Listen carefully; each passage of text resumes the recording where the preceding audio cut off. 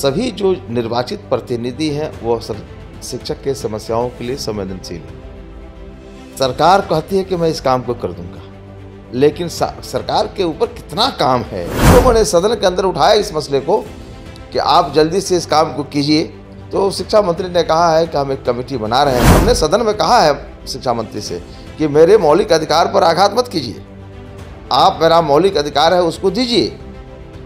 आपने आधारभूत संरचना पूरे विद्यालयों को दिया, सरकार को समझना होगा। हम लोगों ने देखा है डॉक्टर जगन्नाथ मिश्रा को भी, हम लोगों ने देखा है कर्पूरी ठाकुर को भी।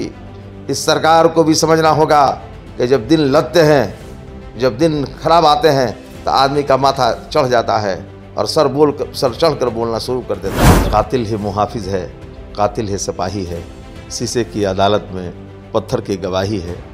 सवाल उठता है कि जो कुछ करना है इसी सरकार को करना है। सदन चलते ही चल रहा है शिक्षक बहाली को देखते हुए। देखिए अब जाकर सप्लीमेंट्री रिजल्ट और इसके साथ ही ट्रांसफर पोस्टिंग का मुद्दा पुरजोर तरीके से बड़ी सदन में उठाया जा रहा है। ऐसे में इस वक्त हमारे साथ बात करने के लिए शिक्षक निर्वाचन क्षेत्र से निर्दलीय चुनकर आने वाले एमएलसी देखिए आफाक अहमद है, जुड़ेंगे, बात करेंगे। आफाक जी, पहला सवाल रहेगा सप्लीमेंट्री रिजल्ट को लेकर लगातार सवाल उठाए जा रहे हैं, आप ही के साथी हैं, उन्होंने बीते दिनों सवाल उठाया भरी सदन में, कैसे देख रहे हैं और क्या कहेंगे?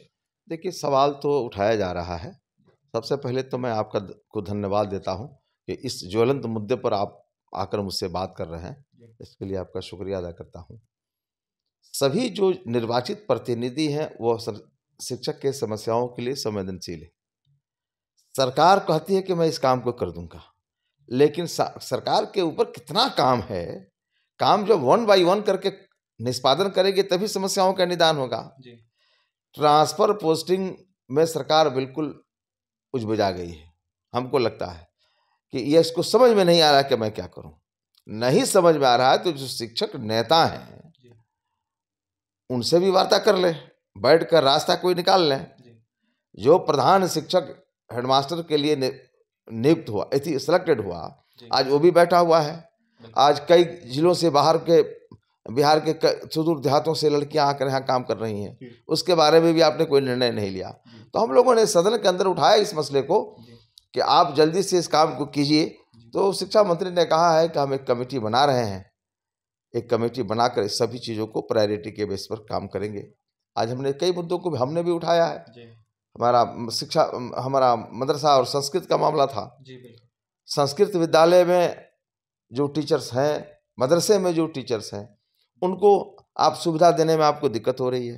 अरे गवर्नमेंट स्कूल के जो टीचरों को जो कुछ मिलता है वो सभी चीज़ें आपको देना है। और वे संस्कृत स्कूल मदरसे के जो टीचर्स हैं, अल्पसंख्यक स्कूल के टीचर हैं, वो कॉन्स्टिट्यूशनल राइट से चलते हैं। संवैधानिक ताकत उनके अंदर मौजूद है। आर्टिकल 29 और 30 ही उसको चला रहा है। ये कोई मुख्यमंत्री जी थोड़ा चला रहे हैं। हमने सदन में कहा है शिक्षा मंत्री से कि मेरे मौलिक अधिकार पर आघात मत कीजिए, आप मेरा मौलिक अधिकार है उसको दीजिए।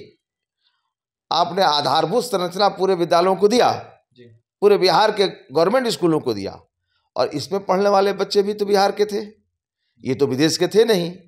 इसको आधारभूत संरचना में आपने 1 रुपया नहीं दिया। हमने हम्बल सबमिशन किया है आसन से और सदन से कि इस पे पढ़ने वाले जो गरीब मजदूर के बच्चे हैं उनके लिए भी इंफ्रास्ट्रक्चर में पैसा सरकार दे, ताकि विद्यालय बन सके, लैट्रिन बन सके, डेस्क बेंच हो सके, उन बच्चों को पढ़ने की सुविधाएं मुहैया कराएं। आज जी नई शिक्षक बहाली हो रही है, इसमें सप्लीमेंट्री के अलावा कई सारा मुद्दा चल रहा है। इन दिनों 9 तारीख को कहा जाता है कि नियुक्ति पत्र बांटने की तिथि तय की गई है पटना के ऐतिहासिक गांधी मैदान में, लेकिन 82 मार्क्स वाले सीटेट अभ्यर्थियों का, इसके अलावा डाउटफुल जो कैंडिडेट है उनका, और इसके साथ ही सप्लीमेंट्री वालों का आखिरकार क्यों नहीं निराकरण हो रहा है, क्यों नहीं सरकार निराकरण कर रही है? बड़ा सवाल हो रहा है। पोर्टल पहले खोला जाता था, अगर गलत दस्तावेज डला गए हैं तो अब नहीं खोला जा रहा है। देखिए, सवाल उठता है कि एक शेर है कि कातिल ही मुहाफिज है, कातिल ही सिपाही है, शीशे की अदालत में पत्थर की गवाही है।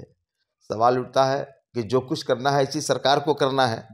सरकार को अगर नहीं करना होता तो आपके माध्यम से मैं पुनः सरकार से एक बात कहना चाहता हूं कि बीपीएससी में जो हुआ, छात्रों के साथ जो हुआ, वह दुनिया के कोई भी जेंटलमैन आदमी इसको सही नहीं कहेगा। एक लोकप्रिय मुख्यमंत्री, जनता द्वारा चुना हुआ मुख्यमंत्री अपने 5 नौजवानों से भेंट नहीं कर सकता है, 5 युवा परीक्षार्थी से भेंट नहीं कर सका, तो ये देश और बिहार का दुर्भाग्य है। उसी तरह से मैं कह रहा हूँ आपको कि यहाँ जो कुछ भी है, सप्लीमेंट्री हो या स्थानांतरण का मामला हो, सरकार ट्रांसपेरेंट होगी तभी हो पाएगा। ट्रांसपेरेंट नहीं है, अपने आप पीठ थपथपाना है कि मैंने ये कर दिया, मैंने ये कर दिया। ये तो बात सही है कि किया तो है यही, 15 साल के बाद अगर कुछ किया 20 साल में, तो यही 25 साल में ही किया है। लेकिन अब इतना यह खुशफहमी के शिकार हो गया है कि समझ रहा है कि मैं नहीं हूं तो कुछ भी नहीं है। ये सरकार को समझना होगा। हम लोगों ने देखा है डॉक्टर जगन्नाथ मिश्रा को भी, हम लोगों ने देखा है कर्पूरी ठाकुर को भी। इस सरकार को भी समझना होगा कि जब दिन लगते हैं, जब दिन खराब आते हैं, तो आदमी का माथा चढ़ जाता है और सर चढ़कर बोलना शुरू कर देता है। ट्रांसफर पोस्टिंग को लेकर क्या अपडेट है? ट्रांसफर पोस्टिंग के लिए अभी अप टू डेट कोई नहीं है। मेरे जानकारी के मुताबिक सदन में ये बात उठी थी, उन्होंने कहा है कि हम बहुत जल्द इस पर संज्ञान लेंगे। क्या संज्ञान लेते हैं अब 1 सप्ताह 10 दिन में पता चलेगा। सदन लंबा चलने वाला है, क्या उम्मीद करते हैं इस सरकार से आप, एक जनप्रतिनिधि होने के नाते? देखिए, सरकार से तो मैं हमेशा आशा भरी निगाहों से देखता हूँ। इसलिए देखता हूँ कि शिक्षक हूँ और शिक्षक आशावान होता है, क्योंकि बच्चों के कैरेक्टर का बिल्डर होता है, छोटे छोटे बच्चों का चरित्र निर्माता होता है, इसलिए उसको आशाएं होती हैं।